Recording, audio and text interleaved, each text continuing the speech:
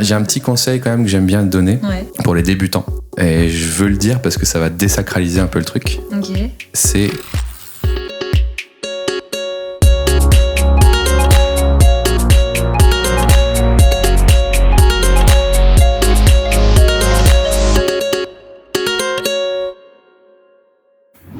Ok, c'est parti. Bastien, est-ce que tu as des conseils pour débuter ?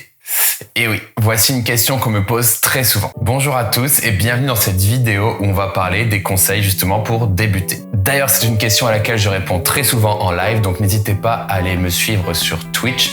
C'est gratuit et ça fait plaisir. Alors je profite de cette vidéo aussi pour tester mon nouvel appareil photo. Bon, ça n'a pas l'air trop mal. J'espère que l'image est cool, que le son aussi. Je me suis mis un petit micro-cravate à l'arrache. Hey, salut ma petite poulette! Voilà, donc vous pouvez un peu reconnaître le décor des vidéos et des live Twitch. D'ailleurs, me promener comme ça avec la caméra, ça me fait penser, si un jour vous voulez avoir une vidéo, on va dire room tour setup, n'hésitez pas à le dire en commentaire. Vous pourrez comprendre ainsi, ici par exemple, vous comprendrez d'où vient cette magnifique boule, bien sûr.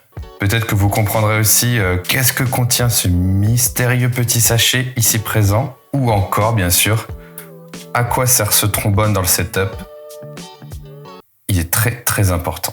Alors oui, cette question comment débuter en UX UI, j'ai déjà pensé plein de fois. J'ai commencé à faire des listes des idées que j'avais. J'en ai rajouté d'autres, il y avait d'autres idées. La liste elle grandissait jusqu'à être infinie. Et au final, j'ai jamais fait cette vidéo parce qu'il y a tellement de choses, tellement d'axes à aborder que j'ai jamais pu finaliser une liste exhaustive des conseils. Par contre, il y avait toujours une idée commune qui se dégageait de ces conseils. Alors attendez, je vais vous poser là. Parce que c'est pas que j'ai mal au bras, mais bon, vous êtes lourd quoi. Vous êtes un peu lourd. Voilà, c'est pas mal comme ça. Bon, ça fait le taf. Ça va, vous êtes bien installés. Donc comme je disais, il y a des idées communes qui se dégageaient de toutes mes réponses et c'est ça que je vais vous partager aujourd'hui. Apolline du podcast Le Brief m'a invité dans un épisode et nous avons parlé plus d'une heure du X et du Y. De ce podcast, je vous ai sélectionné un petit extrait qui répond à ces deux questions. Quels conseils pour réussir une app mobile et surtout quels conseils pour les débutants en UX UI. Et ouais, là voilà la question. Donc je vais vous laisser avec un extrait de 5 minutes de ce podcast. Évidemment, je vous invite à aller écouter l'épisode entier si ça vous a intéressé et pourquoi pas d'aller écouter les autres épisodes d'Apolline. Je vous mets tous les liens dans la description. Et bien sûr, si vous voulez aller plus loin sur le sujet, n'hésitez pas à me contacter pour toute demande de formation ou de projet. Je vous mets aussi un lien dans la description. Je vous laisse avec Apolline et Basti. Bien sûr, abonnez-vous à cette chaîne YouTube si vous voulez me soutenir. Je vois dans mes statistiques YouTube qu'il y a pas mal de gens qui regardent mes vidéos sans être abonnés, donc un petit clic sur le bouton rouge, ça fera vraiment plaisir les amis. Attention, ambiance podcast, c'est parti. Et à contrario, est-ce que tu aurais des conseils, des astuces par exemple pour quelqu'un qui veut créer une app, selon toi, à quoi il devrait faire attention, qu'est-ce qui est le plus important au moment de créer par exemple ? Ils peuvent faire autant de versions, autant d'erreurs qu'ils veulent, il faut juste qu'ils testent le truc quoi. C'est-à-dire que moi, je fais des interfaces, elles sont nulles, mais je les fais tester, je les teste jusqu'à ce que ce soit fluide. Et c'est juste ça que je demande, tu vois. C'est que ce soit fluide et clair. Après, si tu parles d'une application mobile, j'ai un deuxième conseil, c'est n'essayez pas d'afficher tout sur un écran. Vous êtes sur un mobile, vous êtes sur une version entre guillemets dégradée de votre contenu total, donc qui peut être un site web ou même plus. Ouais. Pensez à quel moment les gens vont utiliser votre application. J'ai pas d'exemple en tête, je vais essayer d'en trouver un. Par exemple, Airbnb. Quand on est sur son ordi, on vit pas la même expérience que sur son téléphone. On suppose, c'est un exemple, mais sur son ordi, peut-être qu'on va vouloir découvrir, on va regarder des grandes photos, on va ouvrir plusieurs onglets, on va chercher, on va faire des wishlists. Par contre, sur son mobile, on va plutôt être dans les moments où on doit lancer l'itinéraire, parce qu'on arrive, il faut appeler l'hôte, parce qu'on arrive sur les lieux. Il y a un problème. Et l'usage est complètement différent. L'usage est différent, donc n'essayez pas de faire votre appli pour qu'elle rentre dans un mobile, essayez de faire une appli qui répond à des usages. Tu pourras me répondre, oui, mais moi aussi je cherche des logements sur Airbnb. Oui, mais le moment qui ne doit pas être raté, c'est le moment où il y a son voyage le lendemain, votre voyage est demain, êtes-vous prêt, avez-vous vu l'adresse, etc. Vous vous en rendez pas compte, mais Airbnb, l'appli, elle n'arrête pas de bouger en fonction des moments de votre acte d'achat. Et pendant que vous êtes dans le logement, vous n'avez pas les mêmes boutons que quand vous partez, etc. etc. Et tout ça est super bien fait parce qu'ils n'ont pas essayé juste de faire rentrer leur site Airbnb dans une appli. Ils ont créé une application dédiée.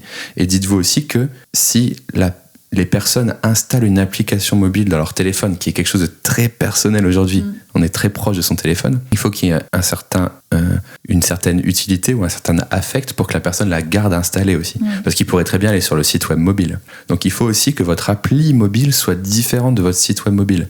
Le site web mobile, c'est une version réduite.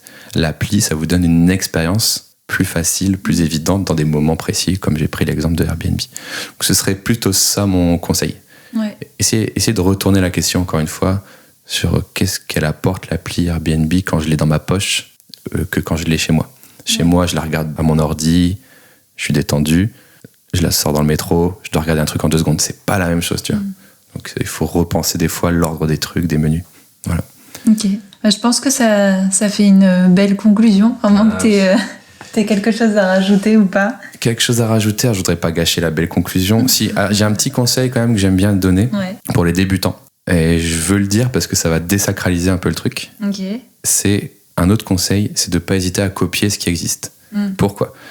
Déjà, parce que la meilleure façon d'apprendre, et moi j'ai été un peu autodidacte, parce qu'à l'époque il n'y avait surtout pas de formation, donc il fallait bien. Il faut commencer par copier les trucs, essayer de les refaire, et en les refaisant, déjà on va comprendre comment ça marche. Okay. On va copier un 2e truc, on va apprendre à le faire, on va voir comment ça marche. On va copier un 3e truc, on va apprendre à le faire, on va voir comment ça marche. Et quand vous allez créer un 4e truc, vous allez avoir l'expérience des 3 premiers et vous allez créer des mélanges. Ah, j'ai bien aimé le bouton de celui-là, mais la tab barre de celui-là marche bien, etc., etc. Et au fur et à mesure, vous allez vous créer votre propre façon de concevoir avec toute une bibliothèque de possibilités, de façons de faire, comment je fais un menu, comment je fais un compte, etc. Et au final, vous allez créer des choses qui ne sont pas du tout des copies des autres applis ou des autres sites que vous avez aimés, mais vous allez vous créer une vraie culture. Et pour moi, c'est hyper important parce qu'en design, quand on copie, c'est tout de suite « Oh là là, il copie, c'est vrai, il est nul, il copie ». Alors que, excusez-moi tout le monde, mais moi je fais de la guitare. Ma première année de guitare, est-ce que j'ai composé une chanson ? Non, j'apprenais les chansons que j'aimais bien pendant 1 an, 2 ans, même 10 ans. Pour comprendre. Au bout de 10 ans, j'ai réussi à composer des musiques parce que j'ai commencé à être assez à l'aise. Et je vois pas pourquoi dans le métier de la conception, du développement ou du design d'interface, pourquoi c'est pas vu comme ça. Dans la musique, c'est excellent. Tu dis, oh, putain, t'as rejoué ce morceau, t'es trop fort. On ne dit pas, super, ça ressemble vraiment à un morceau que je connais. Bah oui, forcément. Enfin, donc, les amis, copiez, apprenez en copiant, même si vous publiez pas, mais ça vous fait un petit bagage, tu vois. Ça, c'est hyper important pour moi et c'est vraiment the conseil, tu vois. Je dis pas apprends ci, apprends ça. Moi, j'ai pas de fiche d'apprentissage, copie. T'as pas gâché la conclusion. J'ai fait une meilleure conclusion.